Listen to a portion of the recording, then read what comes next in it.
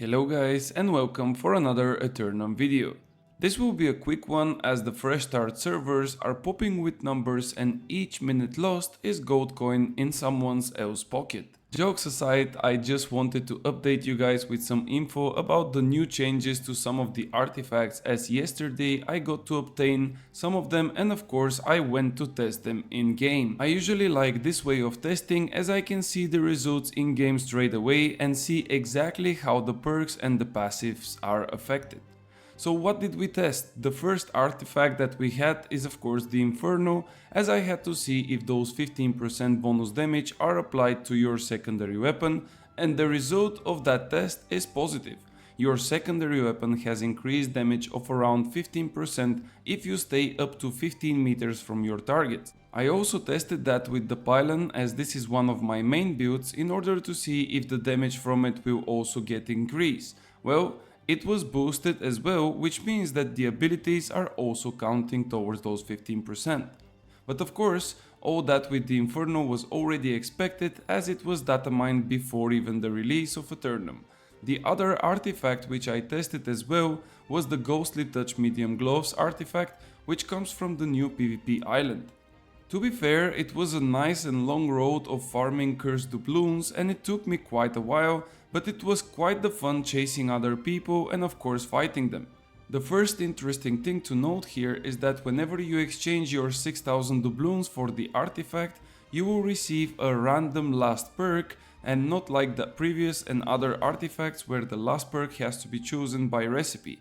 I got myself Lightning Harnessing next to the already fixed Enchanted Ward and Refreshing, but I assume that on a later stage I can also change that when I go to use the recipe for 725 gear score.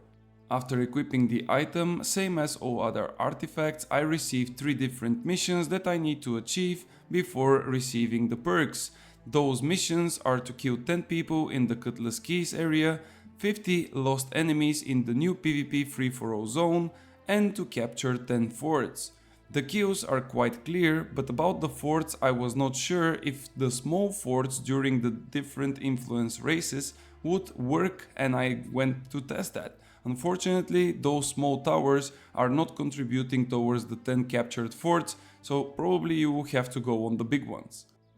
The last part which I want to discuss with you guys is probably the most important one as well, is the passive called Ghostly Embrace. Now this one is stating that when you hit an empowered foe, it will dispel 2 of their empowers and it will give yourself an empower for 10% in duration of 10 seconds with a cooldown of just 4.